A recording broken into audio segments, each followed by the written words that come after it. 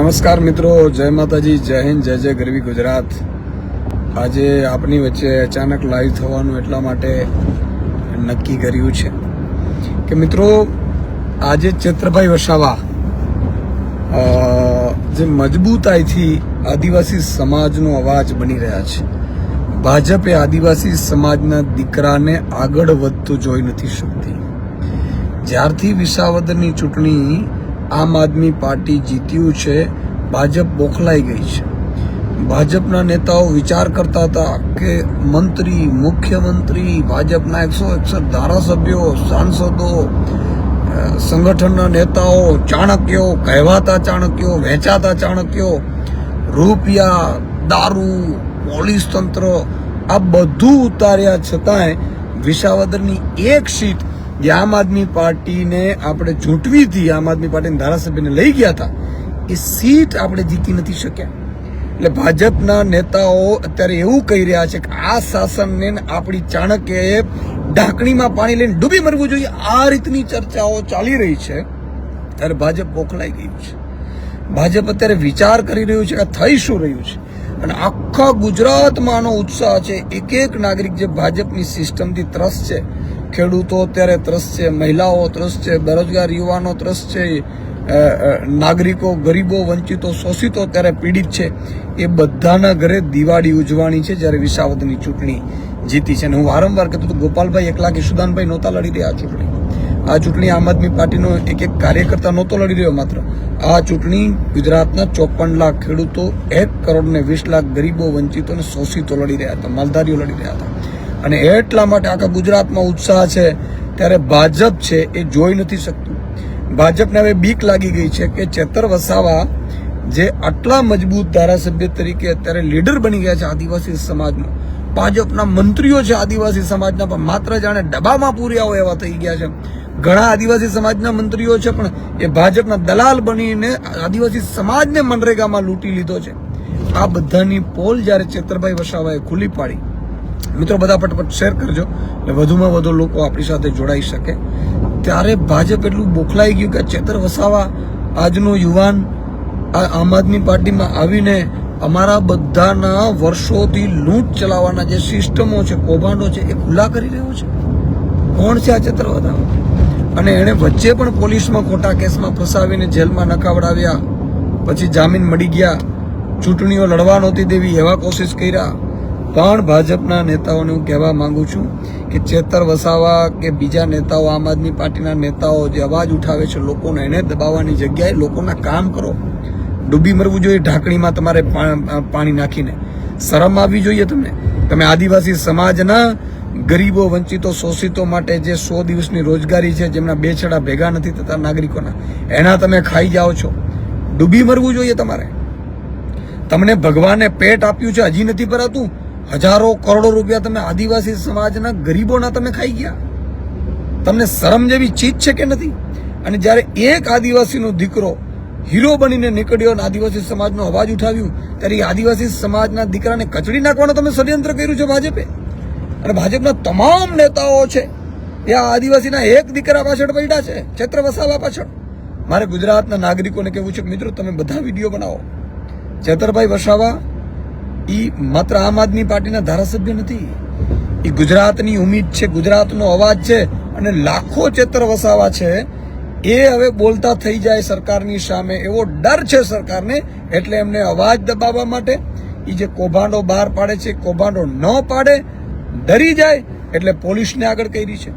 હમણાં ડીજીપીને એક્સટેન્શન મળ્યું 6 મહિનાનું, એટલે ડીજીપીએ જાણે ભાજપે એક્સટેન્શન આપ્યું હોય એ રીતે બંધારણને પણ ઘોડીને પી જાય છે એમના નેતા અધિકારીઓ. આજે ધારાસભ્ય, માનની ધારાસભ્યને આવી રીતે અટકાયો તો કરવામાં આવશે. આમાં આખી ઘટના એવી થઈ છે મિત્રો કે ચેતરભાઈ વસાવા સંકલનની મિટિંગમાં ગયા હતા.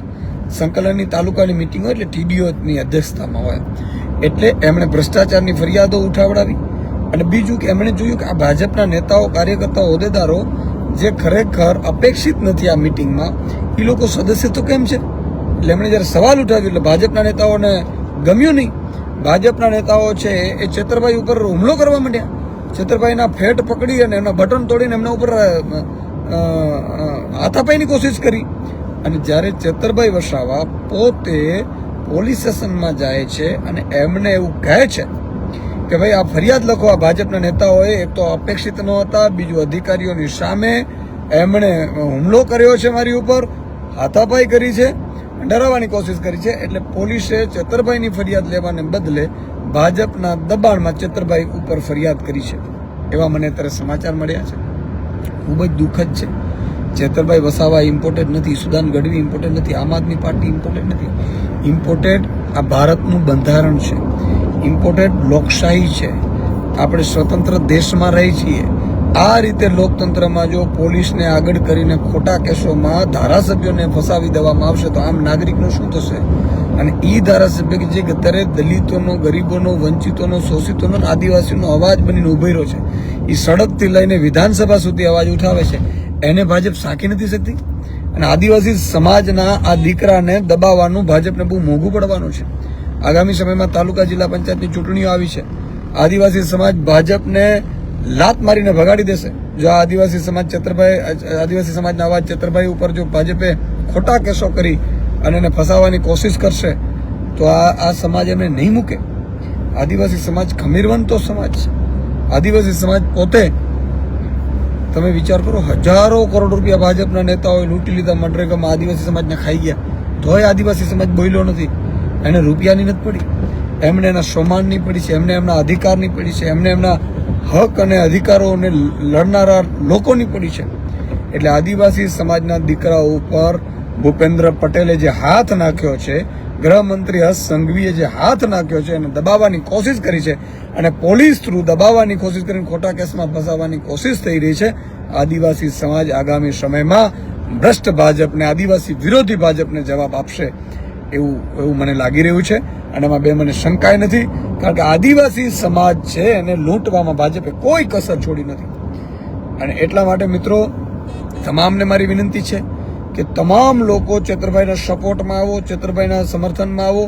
ભાજપે જે એક યુવા નેતાની આ રીતે અટકાયતો કરીને, દબાણ કરીને, એમની પોલ ન ખુલે કોઈ, એના ભ્રષ્ટાચાર ખોલે નહીં કોઈ, એમના મંત્રીઓને, જે દીકરાઓને મંત્રીઓને જેલમાં નખાવ્યા છે ચેતરભાઈ વસાવાએ, એવું કોઈ યુવા અવાજ ન ઉપાડે એટલા માટેનો ષડયંત્ર છે. એટલે આ એક ચેતરભાઈનો અવાજ બંધ કરવાની કોશિશ નથી, આ લાખો યુવાનોનો અવાજ બંધ કરવાનો, દબાવી દેવાનો અને તોડવાનો અને પોલીસથી ખોટા કેસોમાં ફસાવી દેવાની ધમકીથી ડરાવી દેવાનો જે ભાજપનું ષડયંત્ર છે એને આપણે સૌએ જાણવું પડશે. સાથે સાથે મિત્રો, ક્ષત્રિય સમાજની પણ વિરુદ્ધ ભાજપે જે એક્ટિવિટીઝ કરે છે એ ખૂબ દુઃખદ છે. ક્ષત્રિય સમાજ પણ ભાજપને છોડવાનું નથી. જે રીતે ક્ષત્રિય સમાજ એમના આગેવાનો વિરુદ્ધ ટિપ્પણીઓ કરવી, એમને ખોટા કેસોમાં ફસાવવા, આ ભાજપને, એની પોલીસને ખૂબ મોંઘું પડવાનું છે. આગામી સમયમાં તાલુકા જિલ્લા પંચાયતની ચૂંટણીઓ આવે છે. આદિવાસી સમાજ હોય, ક્ષત્રિય સમાજ હોય, એ છોડશે નહીં ભાજપને. મિત્રો, ભાજપ આવા સમાજોની વિરુદ્ધમાં કેમ પડે છે? તમે જુઓ, હમણાં એક ન્યૂઝપેપરમાં મેં વાંચ્યું હતું કે ભાજપે દલિત સમાજના આગેવાનો એના પોતાના કમલમમાં ના આવે એવા પ્રયાસ કર્યા. દલિત સમાજ વિરુદ્ધની તો તમે માનસિકતા છતી જ થઈ ગઈ છે ભાજપની. આજે આદિવાસી સમાજ વિરુદ્ધ પણ થઈ ગઈ, ક્ષત્રિય સમાજ વિરુદ્ધ પણ થઈ ગઈ. માલધારીઓને, દીકરાઓને, એમના ગાયોને તમે ઉપાડીને માતા બહેનો, દીકરીઓને પણ લાઠીઓ વરસાવી છે, એ ક્યારેય ભૂલી નથી આ સમાજે, માલધારી સમાજે. એટલે એક સમાજને ભાજપ છે એ અત્યારે ટાર્ગેટ કરી રહ્યું છે. મારી વિનંતી છે કે દરેક સમાજ જાગૃત થાય અને ભાજપને આગામી સમયમાં ચૂંટણીઓમાં ભાજપને જવાબ આપે, ભાજપ વિરુદ્ધ મતદાન કરીને જવાબ આપે, એવી મારી વિનંતી છે. ભલે ભાજપનો નેતા ભાજપનો નેતા આપણી જ જ્ઞાતિનો આગેવાન હોય, ભલે સગો મામો કેમ ન હોય, પણ એને કંસ મામા તરીકે જોવામાં આવે એવી મારી સૌને વિનંતી છે. આટલું જ કહીશ. ચેતરભાઈને ખૂબ સમર્થન કરજો અને ભાજપે બીજી વાર આવી રીતે હુમલો ના કરે એવી રીતે આપણે આ ખેલ કરવું પડશે. આ પહેલા પણ ચેતરભાઈ ઉપર દબાવવાની કોશિશ કરી હતી અને આગામી સમયમાં પણ કરશે એવું મને ડાઉટ છે. એટલે હું સૌને વિનંતી કરું છું કે ચેતરભાઈ વસાવાને સમર્થનમાં સૌ યથાશક્તિ સમર્થન કરે. જય હિન્દ, જય ભારત.